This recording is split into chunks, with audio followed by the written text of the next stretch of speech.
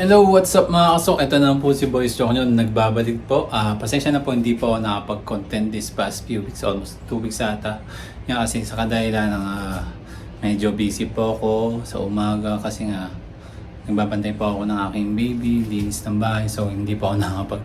Yung mga exercise ko po daily routine is yung mga pahinga po, let's say, after magwalis, stretching, ganun po. Well, kung tatanungin nyo, kamusta na ba si Boy Sok? Ito pa rin si Boy Sok nyo. Ganun pa rin. Lumalaban pa rin na mapalakas ang aking katawan. So yun nga is medyo mabagal kasi nga ang ginagawa ko ngayon is yung proper posture po at yung straightening na po. Nandun na po ako sa stage. At sa kamay ko, andun pa rin tayo. Although ano naman siya, nagagamit ko po pero hindi yun talagang 100% po na let's say sa computer hindi pa rin kaya. Kaya ganun. Pero sa paglalakad naman ganun pa rin po. Minsan po pag malakas ang spasticity talagang sobrang hirap. So kailangan talaga makakasok. Everyday lakad sa bahay, bawal ka mapaupo ng matagal kasi nga titigas yung mga muscles mo. So sa paglalakad naman, ang dinidevelop ko po ngayon yung hips ko. Sa gait po, doon po talaga ako nagpo-focus ngayon para at least sa paglalakad, maging maganda na po ang paglalakad ko. Ayan. Kaya, kahit mahirap, tsaga-tsaga lang mga kaso. So yun nga, marami rin ako nababasa ng mga comment or sa mga group ng stroke survivor, yun nga, marami na rin nagbibigay sa akin ng motivation. Meron nang hemostroke, 90% na siya after 7 months. So yun nga, so tayo mga kasok, walang tayo susuko, tuloy-tuloy lang po yung ating mga exercise po everyday. Wag po tayo, at least kahit 1 hour lang everyday, basta mag-exercise tayo. Okay mga kasok, ako yung mag-start na mag-exercise.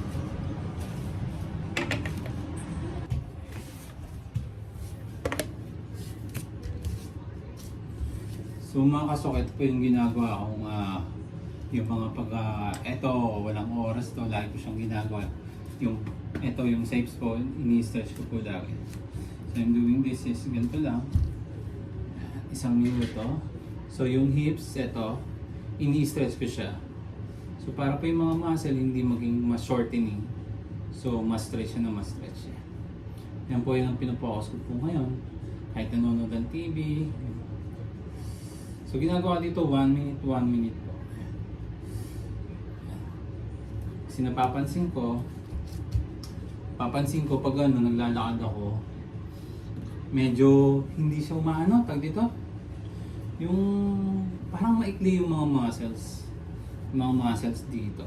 Pero ngayon, meron ako napansin, dati pag nakatayo ko, parang lagi ako nakatingkay. Ngayon medyo okay na siya. Parang feeling ko pantay na siya. So, talagang stretching siya. So, kaliwat kanan yung stretching na yan. Sorry, dito na pala ako. Yan.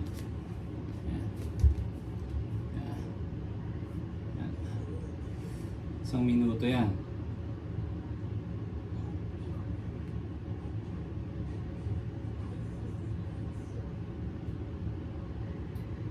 Yan. Tapos, isa pang stretching ko bang yung makakasok yung side naman. Ito. Yan. Yan.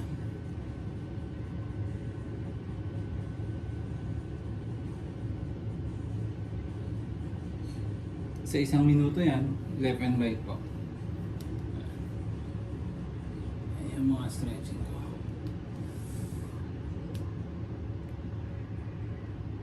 So yun po yung mga ginagawang stretching ko po. Kahit nanonood ng TV, yan ang mga Tapos may isa pa po akong exercise na wala rin po sa oras.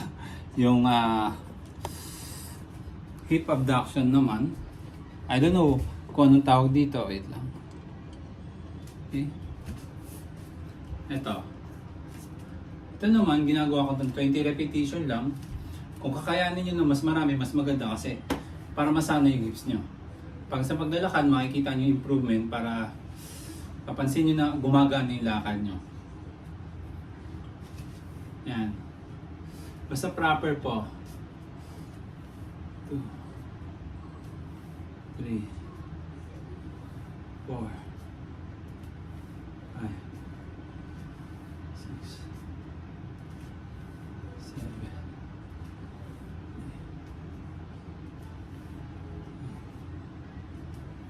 8, 11, 12, 13, 14, 15. Yan. Yung impact yan po para at least yung dito. Alam mo kasi minsan, yung para bang rusty na yung mga muscle mo dito. So kailangan mo talaga siyang i-exercise, stretch. So next is, ano po yun, left and right po yung ginagawa kong exercise na yan. So much better po kung wala kang ginagawa, gawin niyo siya. Kung kaya niyo ng 5 times a day, okay lang po yan.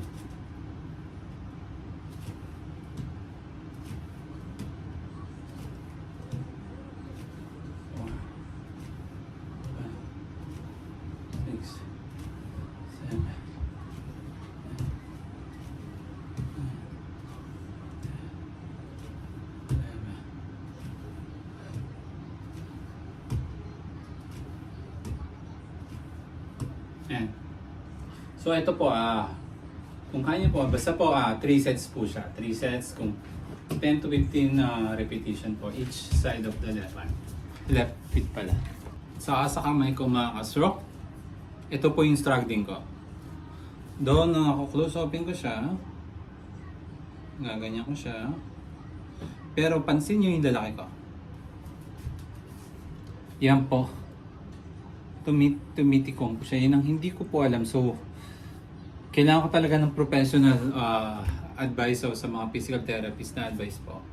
Kasi feeling ko yung muscle dito is, kasi maraming mga muscle yung kamay natin, di ba? So, yun ang kailangan kong hanapin saan ba yun. Kung paano. So, kailangan ko talaga siya i-relax every time. Pag nire-relax ko naman yan. Ayan o. Papansin nyo, pag naka-relax siya, ayan. Pero, pag di na-relax, ayan o. Pag na-ano na siya, tag dito, nai-stress siya o nahihirapan siya, let's say ito, di ba? Naabot ko yan. So, kailangan mo, para maabot ko tong, hindi ko siya naabot, pero actually, naabot ko na hanggang dito. So, kailangan ko nakaupo or relax po yung mga muscle dito. So, minsan ginagawa ko, ganyan ko, nirarab ko siya para ma-relax yung mga muscle.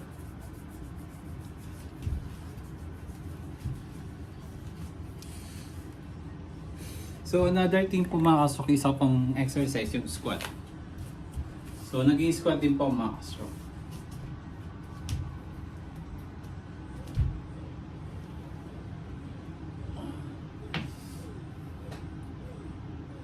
Ito hindi na talaga natanggal sa akin itong pag-i-squat. Kasi malaking tulong ito, mapatibay yung legs ko.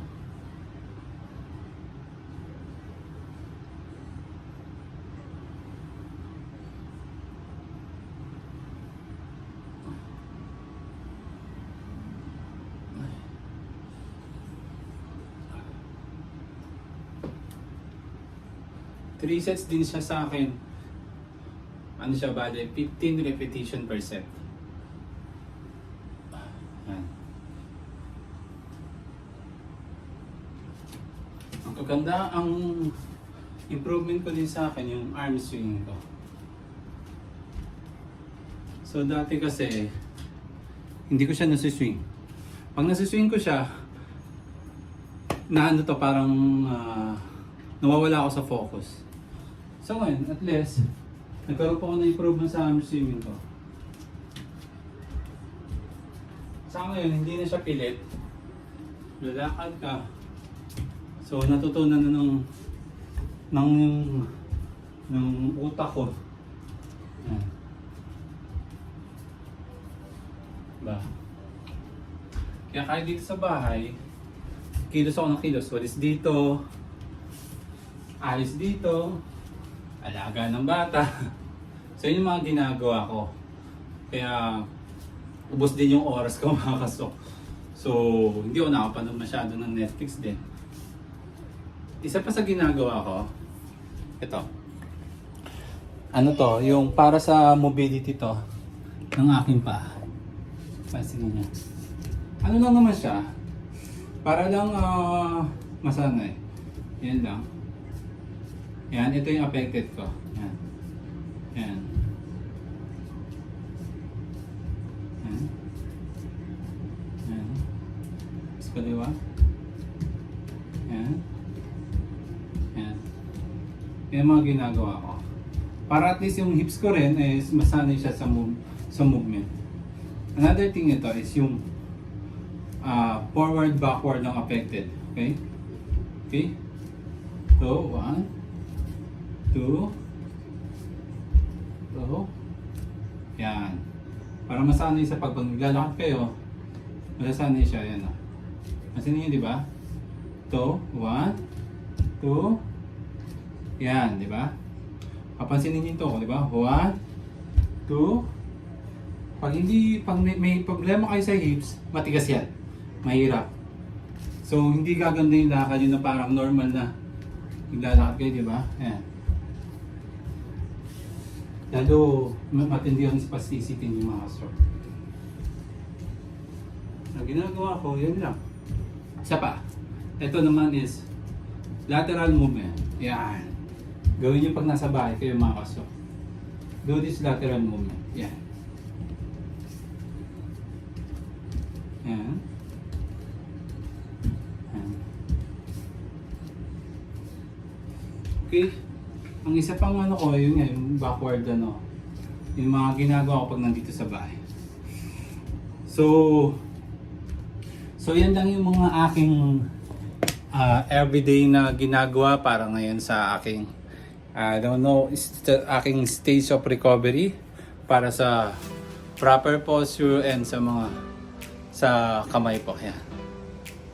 And okay mga suka, thank you for watching my channel. Thank you for supporting my channel.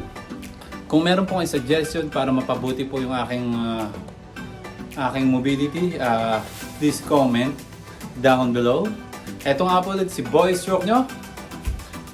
Laban lang. Bye-bye mga ka-stroke.